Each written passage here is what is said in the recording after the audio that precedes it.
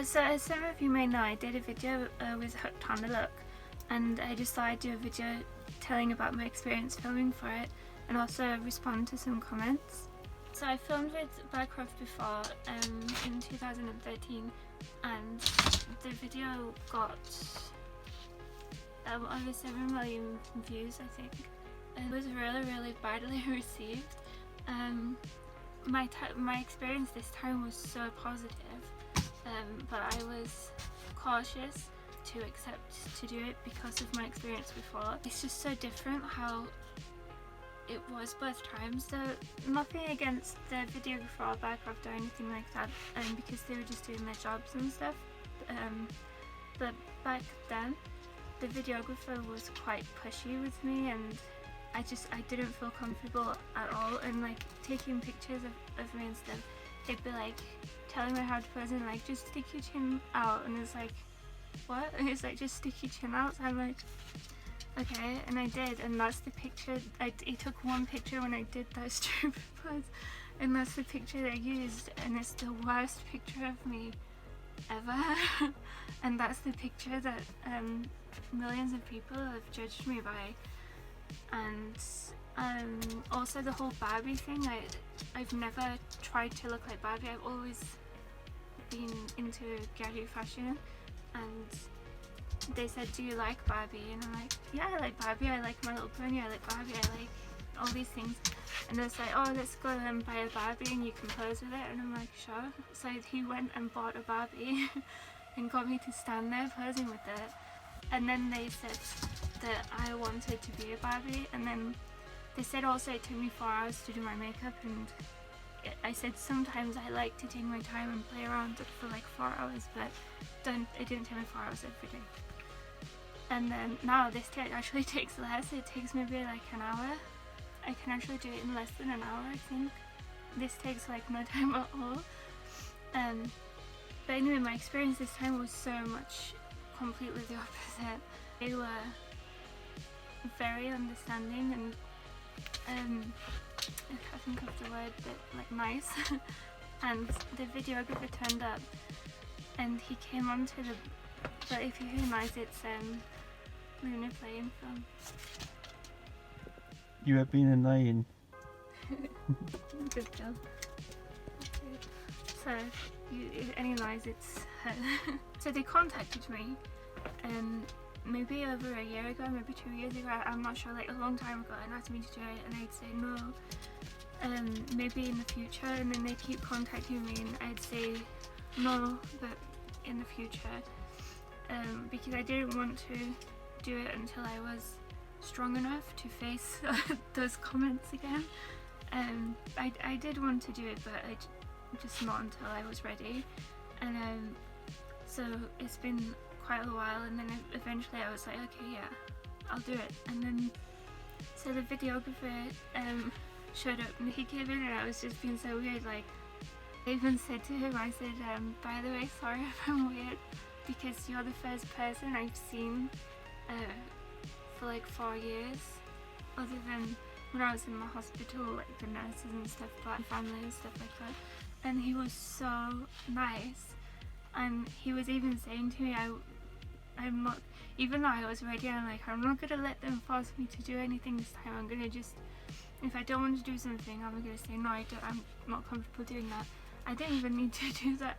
He was saying, if you're not comfortable with something, just let me know and I'll stop filming, or anything like that. And or you don't have to do it. If you're not comfortable to go outside, you don't have to do it. All of this stuff. And he was really nice, and I was expecting to be on edge the whole time. I wasn't. I felt quite at ease around him. I was a surprise because I wasn't expecting such a nice person to film it. We were filming for about 8 hours. A lot of what got filmed wasn't put in, obviously. So we filmed in here for a bit, did interviews and stuff. By the way, the weather was quite calm and fine all day, but as soon as we went outside it started hailing and being windy, and then as soon as we came back in it was calm again. The videographer told me, just look like you're looking out of the window, like wanting to be like, oh, I'm going to go outside, I want to be outside. And I was like, but there's an image in the window. And he's like, yeah, it's fine, no one will film it so you don't see the image. And I was like, okay. So I was looking outside into the image, and then you can see the image. It's a window, but there's an image in front of it because I'm intolerant to sunlight and also agoraphobic, so I don't really want to see outside too much and people to see in and stuff like that. So there's images in the window, so it looks like we're in kind of a spaceship, but you can see it. And also I really love black holes, so I was looking at the image and I just kept bursting out laughing, which, you know, thankfully they didn't put in, but I just burst out laughing just because I love that black holes so much. And then I don't really think there's any much else to say, just what you saw. We filmed and went outside and stuff like that. The hail ruined my makeup, so some of the clips my makeup's like melting off. No one's mentioned it though, so maybe I just look like that all the time. Then the journalist, the person who I'd been talking with, who'd arranged it, let me put my input when they were editing it. They showed me the video and there was a clip that I was uncomfortable with because it kind of showed where we're docked at the moment. So I asked if they'd take that out, and they said no problem, take it out and stuff like that. And they were just all so nice. Then it's uploaded and I looked at the video. I'm happy with how it turned out. It turned out better than I thought it would. And then I read the comments and they were all so nice. And I was reading the comments. I was expecting, because I'm blue, and back then I was not blue, so I thought people would be even worse this time. But the comments were also nice. There were just a few negative ones. But yeah, I've written some stuff down and that I want to respond to. I don't consider these negative comments, I consider them like concerns and I just want to clear them up and say no, like everything's fine. So some of the things I want to respond to that I saw in the comments,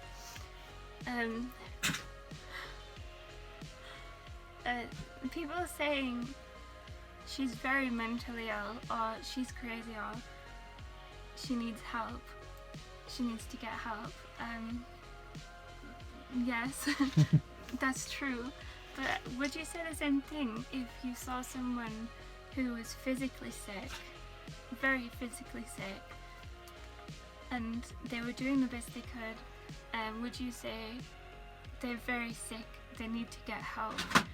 No, you wouldn't. You'd be like, oh, I hope they get better soon and stuff like that, but you wouldn't be like, you need to go to a doctor. Why do you assume that they're not going to go to a doctor? Like, I know I need therapy. I'm very mentally ill, I know this, but they don't do home visits unless you have an address, and because we're on a boat we don't have an address, and I'm not currently well enough to go to see a doctor, do a doctor's office or a therapist, even though I really need to. But to get better, I kind of need a therapist, so I've had to, that's why it's been so long probably, I've had to try and treat myself, and it's really hard to do, but I'm doing really well. And the way I think of it is, I was at my lowest a few years ago, and I'm getting so much better, but I was just at my absolute lowest, and my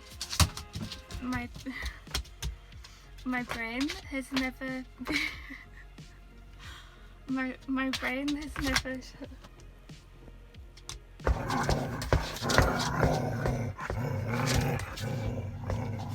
So how I think of it is, my wires have always been tangled and some have been pulled out and broken. So when I was at my lowest, the only way I could get better was if I pulled all of my wires out. It's very painful to do because you have to delve into your own brain and try and fix things. So at that time my wires were all out and exposed, and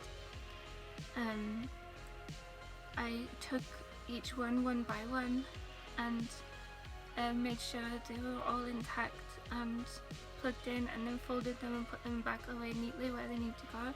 And I'm still nowhere near finished, and I'm still doing this, but that's the best I can explain it. I know that I've been diagnosed with certain mental illnesses, but I have not seen a therapist for probably 15 years, apart from the crisis therapists, and I'm pretty sure I have other things, so I'd like a therapist to just tell me what's wrong with me. So I'm completely unmedicated, and that I don't think I really don't want to be medicated. I think I'm doing okay considering, and I've got agoraphobia and I'm in no way healthy mentally and stuff, but I'm getting better and I'm working on myself, and I'm actually making progress, which I would have thought was impossible. So I do need a therapist. I also need an actual doctor, because I'm pretty sure I've got some things wrong with me. I don't want to talk about it until I'm actually diagnosed, but some other people have said that I seem very self-absorbed, and keep in mind that in a Hooked on the Look video you have to talk about yourself and your style. They ask you questions about your style and you answer the questions, so hopefully that's why I seem self-absorbed. But I'm actually very scared of this, because I've experienced narcissistic abuse. Somebody actually said it, they think I'm a narcissist. That's one of my biggest fears, is being that person.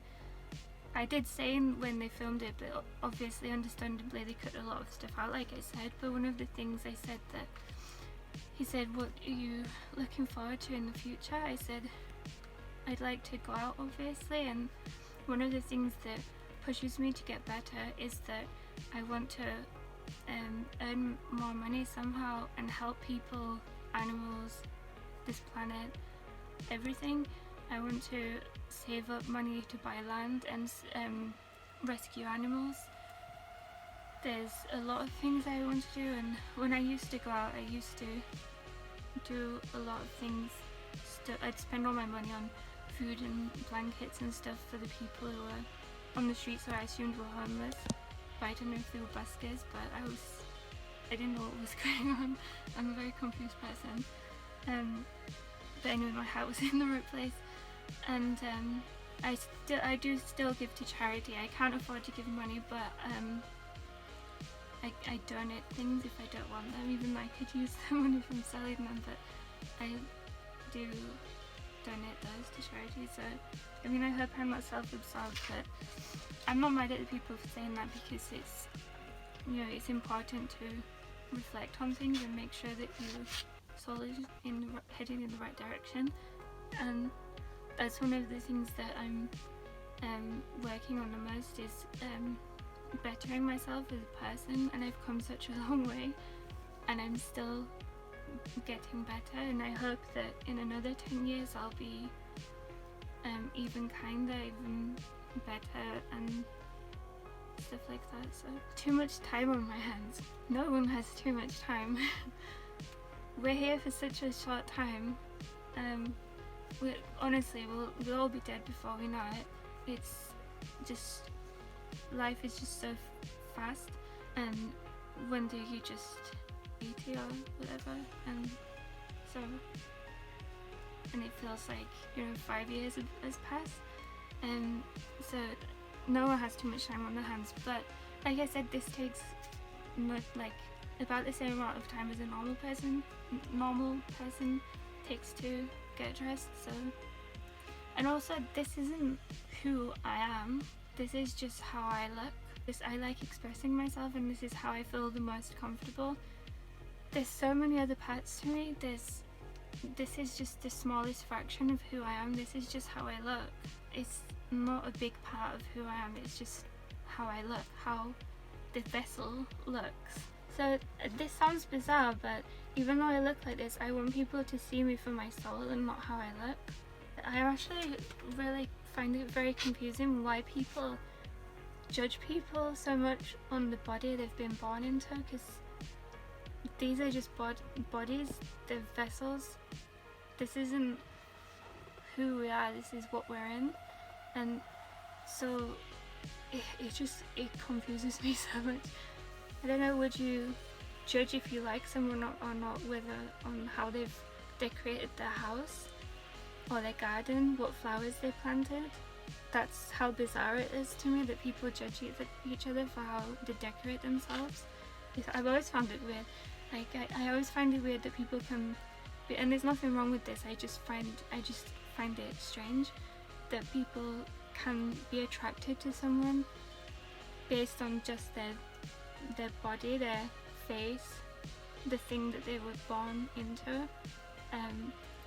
Because I can look at someone and find them attractive if they've got like a style, or they're showing personality, like that type of thing. So like goth guys. But I couldn't see like a person with no makeup, normal hair, normal clothes, who's attractive, what's considered attractive, just standing like this and find them attractive. Like they'd be nothing to me in that sense. I've fallen in love with someone when I've not even known what they've looked like. Also, people are suggesting the colodial silver, I don't know how to pronounce it, but the silver that turns people blue, and I have thought of that, but it wouldn't be my shade. A lot of people tell me to like grow up and be normal and all of this type of thing, that I live in my own fantasy world, which yes I do, and they tell me I shouldn't do that because it's not healthy. Maybe it's not healthy for the average person, I'm not sure, I don't know, but for me it is, because I am barely here. I've almost not been here. If I wasn't like this in my own fantasy world, making a place where I want to be alive, I know that I wouldn't be alive. I'm one of the people that would be dead now. Like, I know this, but all of this has been me trying to live, and it makes me happy because this is me trying to live. That's me trying to live. Like, this is me trying to live. We all find joy in different places. If you could go back in time and talk to someone who you knew would end their life, and you knew that if they just lived in a make-believe place in their head, they'd live, I'm guessing that you'd be like, well, it's better they live in a make-believe world and be alive than the real one and dead, right? And that's my situation. Also, I don't think it's make-believe because we're all our own gods in a way, and we all make our own realities. I believe there's so much magic in the world, and you just have to see it and be able to see it. Who are you to tell me this, like, I'm not real and things aren't real? I'm not fully delusional. I don't know if I'm delusional because I need a therapist, but I don't think I'm delusional. I hate that I can't say I'm not delusional, but I'd like to say I'm not delusional, but I believe in things. People have believed in things for thousands of years. It's just harder to believe in spectacular things when you're surrounded by grey concrete and man-made structures and man-made magic, which is electricity.